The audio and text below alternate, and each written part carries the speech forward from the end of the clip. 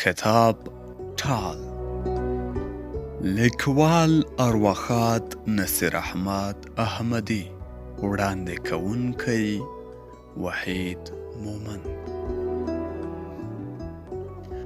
دا ناول لومړی برخه. اوله پوښتنه له رنګه سرې ډاکټرې وکړه. ارزو څو کلنه یې؟ دا مخامخ ولاړې ډنګر نجلۍ سپېرې شونډې وخوځېدې.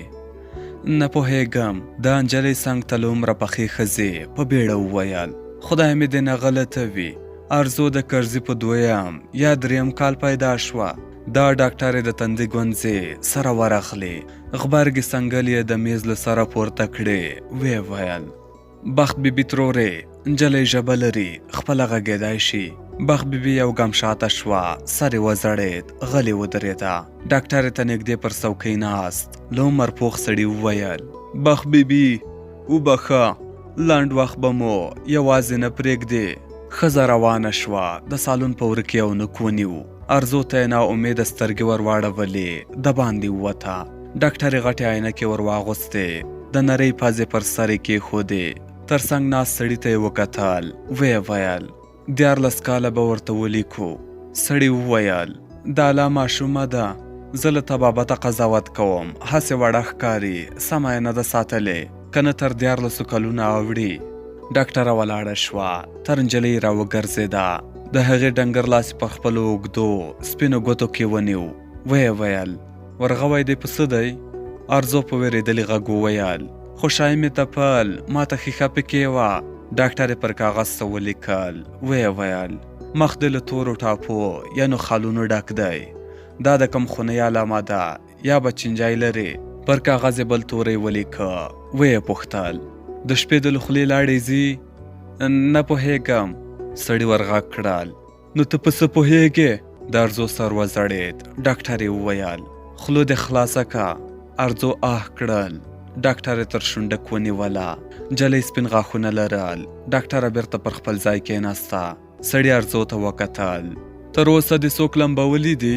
ارزو په بیړه وویل هو، کوچنی ورور مې هر وخت تر اوبو باسم.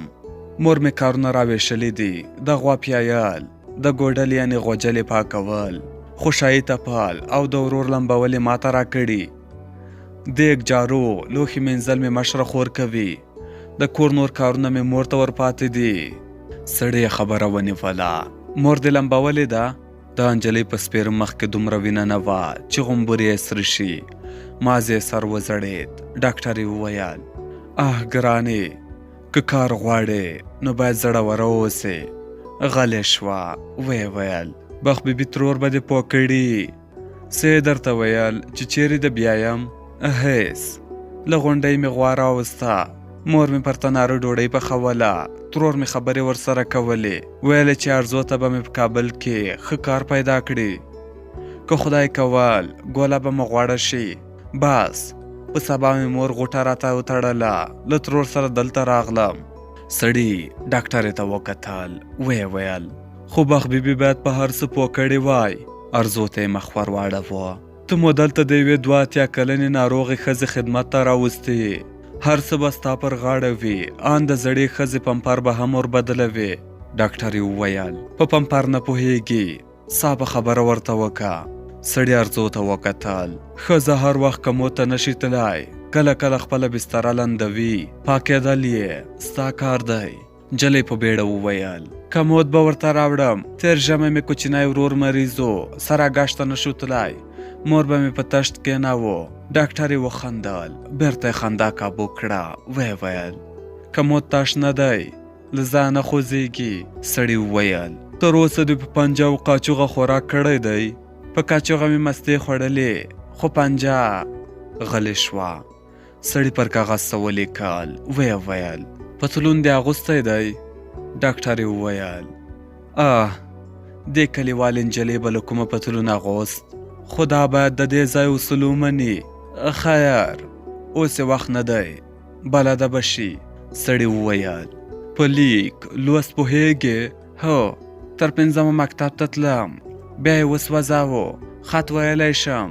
سړي وویل له څه سره مینه لرې؟ نجلۍ ورخطا شوه. مینه نه لرم. په قرآن کې لرم. مور مې راته ویل چې ګوره مینه نشې. هغه د تاجه کالور مینه شوه. پلار او ورونه د کلا له برجه راواچوله. سړی په خبره کې ور ولوېد.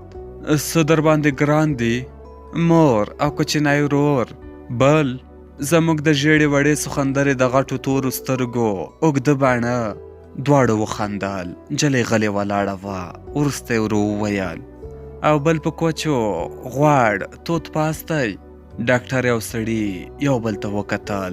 ډاکټر نجلۍ ته مخ ور واړاوه. ویې ویل څه لای شې؟ ارزو د باندې ووته. ډاکټر یې وویل څه نه ورنه جوړېږي. دا سړي د تندي ګونځې ژورې شوې. زه راتلونکې هفته له خپلو ماشومانو سره هند ته ځم. بیا نشم تلای. د کوچنیانو د مکتب رخصتي ختمیږي. باید یو چکر ورکم. ډاکټر یې وویل نو څه وکړو؟ موږ دواړه همدې ته راغلي یو چې مېرمن رقیې ته باید روغه او په خبره پوه خدمتګاره ونیسو.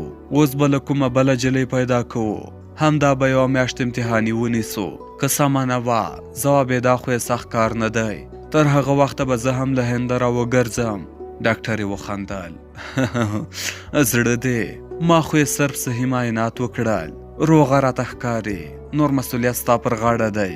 هو رښتیا د مېرمن رقیې زوی ښاغلي بصیر ته به څه وایې؟ ما ته یې پرېږده قناعت ورکوم. ښځې پاڼې ور ټولې کړې. د باندې ووته. سړي بخت بیبي ترور راوغوښته. ترور زړېدلی سر ودرېده. سړي وویل موږ له عمره لویه او په کار پوه نجلۍ غوښته. خو تا پخوا د دې کور ډېر خدمت کړی. خاطر دې را باندې ګران و. خورزه دې یوه میاشت امتحاني نیسو. خو د هر څه مسؤلیت ستا پر غاړه دی. د قیمتي شیانو سره به پام کوي. که څه ورک شول له تا پوښتنه کیږي. دا بخت بیبي رنګ وغوړېد. په بیړه یې وویل صیب بېغمه اوسه. ارزو ښه نجلۍ ده. یو ځل د همسایه چرګه د دوی په کور کې په هګیو اموخته شوې وه.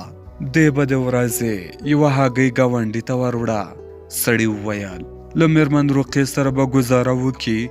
هو صیب. ارزو له خبرې ماته نجلۍ ده. سمه ده. که د مېرمن رقیې خوښه شوه موږ هم کوم مشکل نه لرو. خو ارزو باید په هر څه پوه کړې. سړي تور بکس ور واخیست. له کوټې ووت. بخت بیبي ورپسې ووته. ارزو په دهلیز کې ولاړه وه. له چته را ځړېدلی لوی قندیل ته یې وکتل. په قندیل کې یوازې ژېړ غټ ګروپ بل و. خو د قندیل سلګونه منظمو ښیښو رنګونه رڼاوې کولې. بخت بیبي خپله خورزه تر مټ ونیوله. نجلۍ ټکان وخوړ. لاس یې پر میز د ایښي ګلدان سره ولګېد. ګلدان کوږ شو. بخت بیبي په بیړه لاس ور وغځاوه. بیرته یې سم کړ. د نجلۍ پر مټ یې کلکه چونډۍ ور ولګوله. شاوخوا یې وکتل. په خوشکه یې وویل ړنده شې. په اوله ورځ د نږدې مرداري کړې وه. نجلۍ په ویره ورته وکتل. بخت بیبي وویل ګوره دا ځای مې په سخته درته موندلی دی. خدای ومنه مه مې ناامیده کوه. ارزو غلې وه. ښځه نجلۍ تر مټ ونیوله. ویې ویل راځه ځینې ځایونه باید ووینې. دواړه د مرمرو پر زینو لاندې زرزمین ته ښکته شول. د اوږده دهلیز دواړو خواو ته په نقاشي شویو روغني تابلوګانو کې د ژېړو ګروپونو رڼاوې ښکارېدلې. له یوې کوټې د برقي جارو غږ راته. بخت بیبي دروازه خلاصه کړه. له عمره پخې ښځې سره غالۍ جارو کوله. بخت بیبي خوله جنګه کړه. دا مې خورزه ده. ښځې شونډې بوکې کړې. څه یې وویل خو د جارو غږ یې خبره وخوړله. بخت بیبي بیرته دروازه پورې کړه. ویې ویل دا د کور خدمتګاره ده. سهار راځي تر مازدیګره کار کوي. کار یې د کور پاکوالی دی. ډېره مه ورسره مخامخ کېږه. زور یې ورکړی. خور یې ستا پر ځای مقررېدو ته راوستې وه. خو ډاکټرې ته لیونحاله ښکاره شوه.